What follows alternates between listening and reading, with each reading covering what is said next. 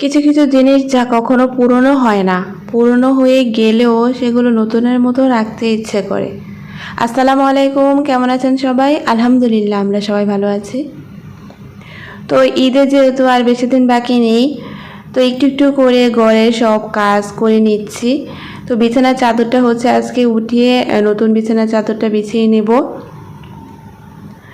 তো এই বিছানার চাদরটা হচ্ছে আমার অনেক একটা শখের চাদর।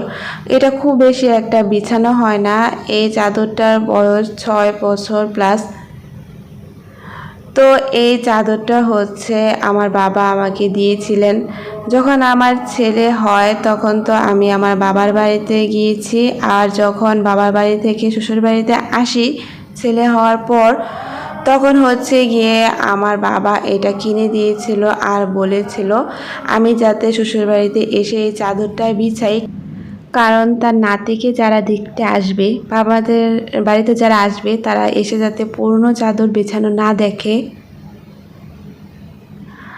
আর এই চাদরটা বিছানো দেখে অনেকে কিন্তু অনেক প্রশংসা করেছে যে ভাবি চাদরটা কোথা থেকে কিনেছেন, চাদরটা অনেক সুন্দর হয়েছে। যাদের মন মানসিকতা ভালো, যারা ভালো মনের মানুষ, তারা অবশ্যই প্রশংসা করেছিল। আর যারা প্রশংসা করতে জানে না তারা কিন্তু প্রশংসা কখনোই করবে না, সেটা ভালো হোক বা খারাপ। তো এই জন্য এই চাদরটা আমার কাছে অনেক বেশি স্পেশাল। চাদরটা আমি খুব প্রয়োজন ছাড়া বা কখনো আমি বিছাই না।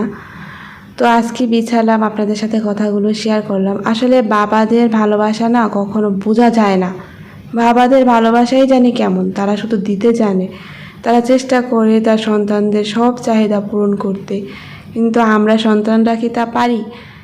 তা কিন্তু আমরা সন্তানরা কখনোই পারি না। তো দোয়া করবেন সবাই আমার বাপ মার জন্য, আর দোয়া করি পৃথিবীর সমস্ত বাবা মারা যাতে ভালো থাকে, সুস্থ থাকে। আল্লাহ তাআলা তাদের সবাইকে যাতে ভালো রাখেন, সুস্থ রাখেন। তো এদিকে সংসারে টুকটাক অনেক কাজ করা হচ্ছে, অনেক কাজ করে নিয়েছি। আর যেহেতু সামনে ঈদ, তো বাজার মোটামুটি প্রায় সব শেষের দিকে। তো এদিকে যা খালি হয়েছে সেগুলো আমি ভরে নিচ্ছি, আর বাকিগুলো হচ্ছে এভাবে রেখে দেব। তো ইতিমধ্যে ঈদের বাজার সদাই প্রায় শেষ।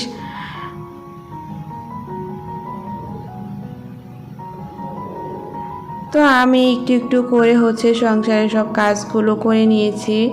এদিকে মশলা, তারপর হচ্ছে আদা রসুন, এগুলো সব আমি হচ্ছে ফাঁকে করে নিয়েছি। তো এদিকে কিশমিশ আর হচ্ছে ডাল এনেছিল, ডালগুলো আমি বেজে নেব।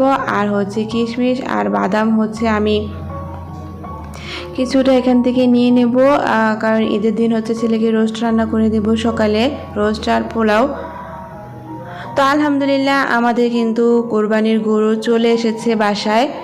আলহামদুলিল্লাহ, আলহামদুলিল্লাহ, আলহামদুলিল্লাহ, আল্লাহ দরবার লাখ লাখ শুক্রিয়া।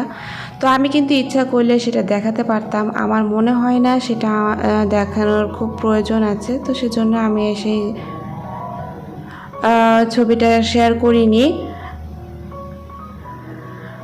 তো এদিকে যেহেতু ঈদের দিন কোরবানির মাংসটা ঘরে আসতে একটু দেরি হয়, প্রায় 11টা 12টা বেজে যায়। তো বাচ্চারা তো আর এতক্ষণ না খেয়ে থাকতে পারে না। তো ওর জন্য হচ্ছে আমি রোস্ট রান্না করবো, সেই জন্য বাদাম কিশমিশ যা যা মশলা আছে সব আমি বেটে রেখে দেব। এদিকে যে আম আনা হয়েছিল সেগুলো প্রায় পেকে গেছে, একটু হালকা হালকা কাঁচার মতো আছে আর কি। তো এভাবে খেতে আমার ছেলে, আমার হাজব্যান্ড পছন্দ করে। তো আমি এখন হচ্ছে আমগুলো ভালো করে ধুয়ে তারপর হচ্ছে কেটে নেব। আর আমগুলো খেতে খুব মিষ্টি ছিল।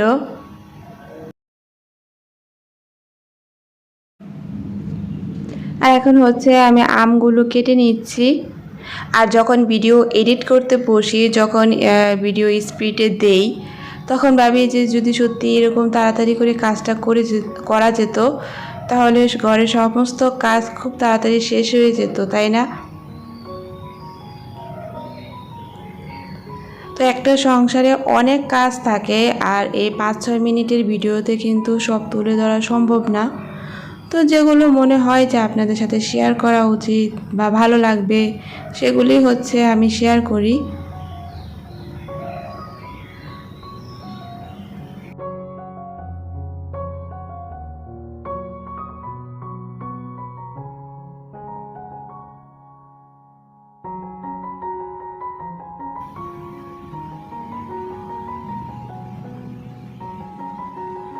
তো যাই হোক, এই তো আম আমার কাটা শেষ।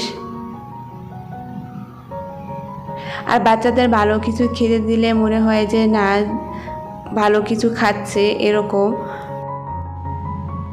তো এদিকে হচ্ছে আজকে টেবিল রান্নাটা উঠিয়ে নিব। আর ঈদের আগে ঘরটার একটু নতুন লুক দিলে ভালো লাগে সব কিছুই। তো আমি এর ফাঁকে কিন্তু সম্পূর্ণ ঘরের ফার্নিচারগুলো মুছিয়ে নিয়েছি। আর এখন হচ্ছে টেবিল রান্নাটা বিছিয়ে নিচ্ছি।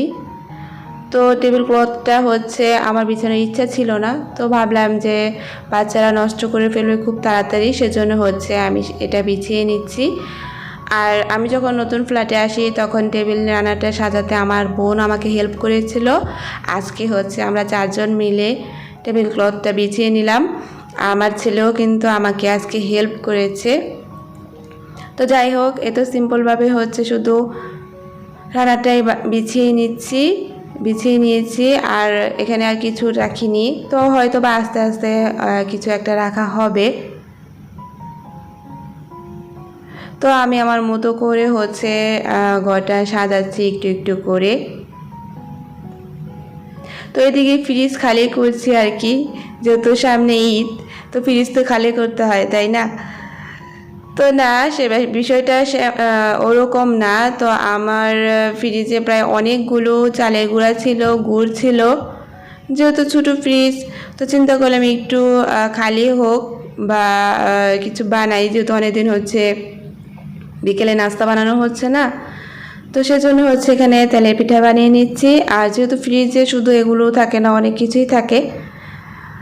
তো এদিকে হচ্ছে আমার ফ্রিজে গাজর, বাঁধাকপি, তারপর হচ্ছে অনেক কিছুই আছে, আম আছে, তারপর হচ্ছে আর অনেক কিছুই মোটামুটি আছে। তো সেগুলো তো আর একদিনে খাওয়া হচ্ছে না, তো ভাবলাম যে এগুলোই বানাই, তো একটু একটু হলেও তো ফ্রিজটা খালি হবে, তাই না?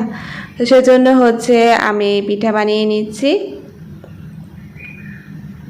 আমাদের বিকালে নাস্তাও হলো, সেই সাথে ফ্রিজও খালি হলো। তো যাই হোক, এদিকে হচ্ছে ফুলকো ফুলকো তেলের পিঠা। আর ওয়েদারটা কিন্তু একটু ঠান্ডা ছিল, সেজন্য ভাবলাম যে তেলের পিঠা বানিয়ে নিই। আর হুট করে যে ফ্রিজ কিনবো, ডিপ ফ্রিজ কিনবো, কুরবানির ঈদ সামনে এসেছে, বেশি করে মাংস রাখবো, সেগুলোর কোনো মন মানসিকতা হচ্ছে আমাদের এখন নেই। তো ভাবছি যা আছে আল্লাহ তাআলা যা রেখেছে তাই হবে আর কি। তো সেজন্য হচ্ছে এই ফ্রিজটা দিয়ে চালিয়ে যাব যতদিন পারি, তারপর যখন না পারি তখন হয়তো বা একটা কিনে নেব। তো আজকে কেমন লাগলো এই সংক্ষিপ্ত ছোট্ট একটা ভিডিও? তো ভালো থাকবেন সবাই, আল্লাহ হাফেজ, আসসালামু আলাইকুম।